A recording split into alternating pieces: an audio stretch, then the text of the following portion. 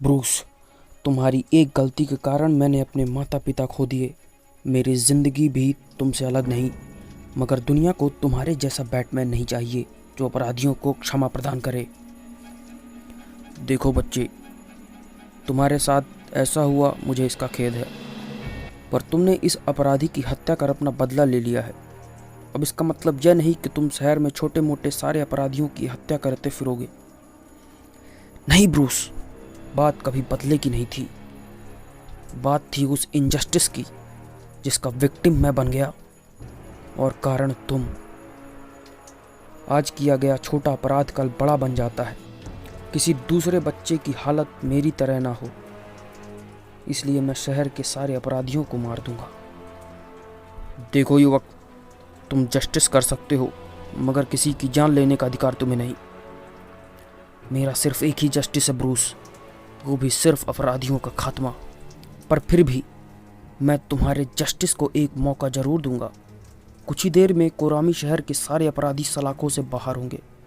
चलो देखते हैं ब्रूस, अगर तुम्हारी सलाखों ने अब तक उन्हें बदल दिया होगा तो शहर में कोई अपराध नहीं होंगे, और अगर बढ़े तो समझ लेना तुम्हारा जस्टिस खोखला है और मेरे रास्ते में मत आना। वह युवक अपना मास्क पहन ब्रूस से बोला, The world need Batman who kills. और वह वहाँ से चला गया। यहाँ डिटेक्टिव डेन को अचानक कई बिल्डिंग्स में कई तरह के हुक मिले, जिसकी सहायता से वह बहरूपिया बैटमैन पुलिस की आंखों से ओझल हो जाता था।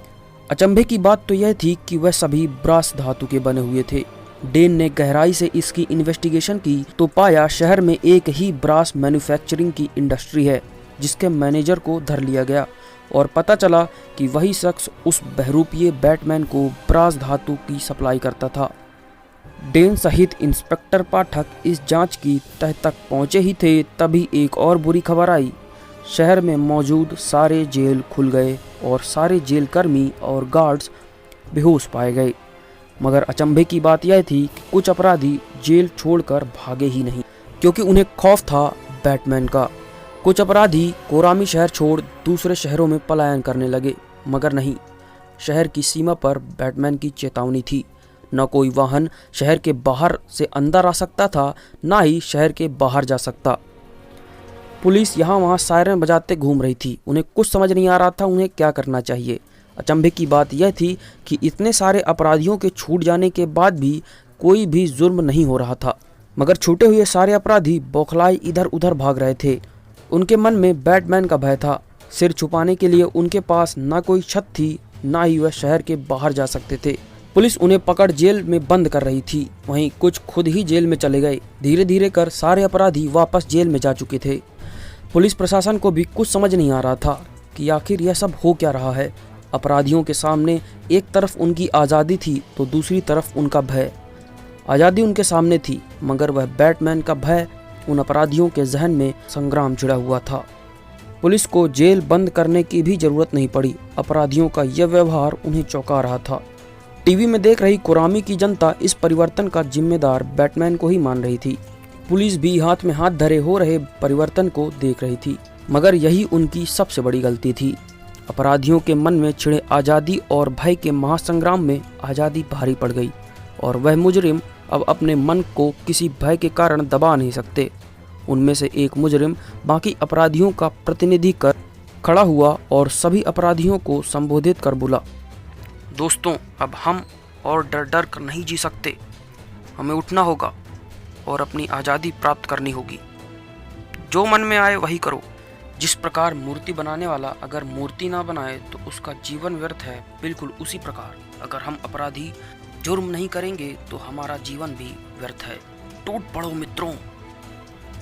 जेल से छूटते हुए अपराधियों की भीड़ को संभालना पुलिस वालों के लिए मुश्किल हो गया, और हर तरफ अपराधी कोरामी की सड़कों पर उतर आए और चोरी डकैती छीना झपटी शुरू हो गई। डिटेक्टिव डेन और इंस्पेक्टर को यहाँ आते आते काफ़ी देर हो चुकी थी। शहर में कोहराम मच चुका था, हर तरफ अफरा तफरी थी। डेन की नज़रें ऊपर बिल्डिंग की छत पर गईं, जहां वह बहरूपिया बैटमैन छत पर खड़ा अपराधियों को दिए हुए एकमात्र मौके को बर्बाद करते हुए देख रहा था। डेन ने जल्द ही ब्रूस को ढूंढना शुरू किया। उन्हें एक ओपन मैनहोल दिखाई दिया जिससे होते हुए वह सीवर की पाइपलाइन तक पहुंच गए। अंदर बधा ब्रूस ऊपर हो रहे हाहाकार को महसूस कर सकता था। तभी डेन वहां आ पहुंचे और उन्होंने ब्रूस को रिहा किया। ऊपर क्या हो रहा है डिटेक्टिव? उसने पूछा। वही जिसका भय था।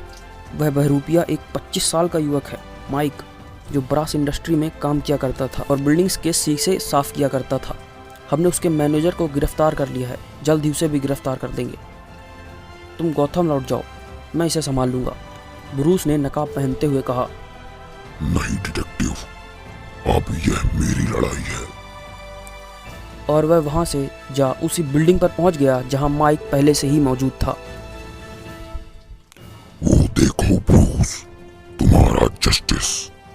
मैंने उन्हें एक मौका दिया था, सिर्फ तुम्हारे लिए, और देखो उन्हें।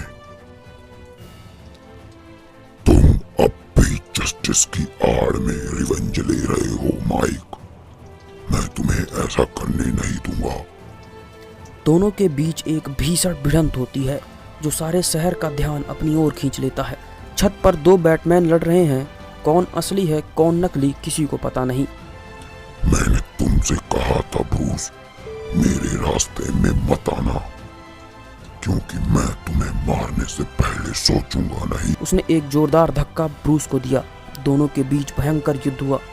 खैर, बैटमैन के सामने वह युवक ज्यादा देर तक कहां टिकने वाला था। कुछ ही देर में वह धराशायी हो गया।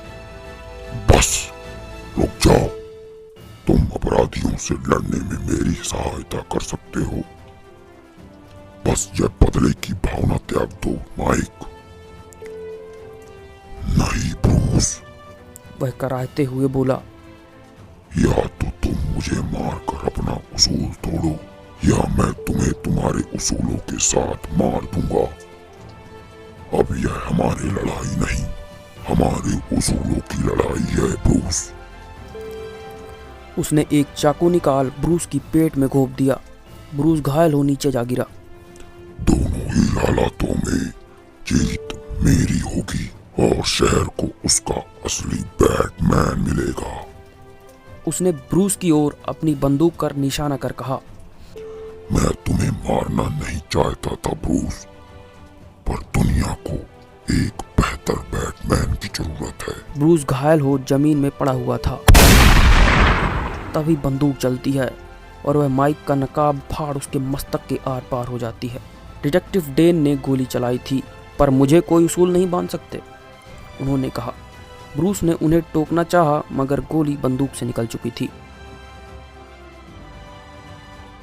कुरामी शहर की जनता आज भी अपने बैटमैन को याद करती है, जिसके आने के कारण अपराध ना होने के बराबर हो चले थे। वह कानून की आंखों में भले ही एक विलेन था, मगर शहर के बीच बना हुआ उसका स्मारक शहरवासियों के उसके प्रति प्रेम का सबूत था। और इस तरह डेन की फाइल के एक और केस का आखिरी पन्ना समाप्त होता है। तो यहाँ पर दोस्तों यह सीरीज खत्म होती है। आशा करता हूँ आपको यह पसंद आई होगी। मैं इसी तरह के कई मिस्ट्री थ्रिलर एडवेंचरस कहानी बनाता रहता हूँ। मेरी कहानी सुनने के लिए यह चैनल को सब्सक्राइब जरूर कीजिएगा। जल्द ही मिलता हूँ एक और नई कहानी लेकर, तब तक के लिए शुक्रिया।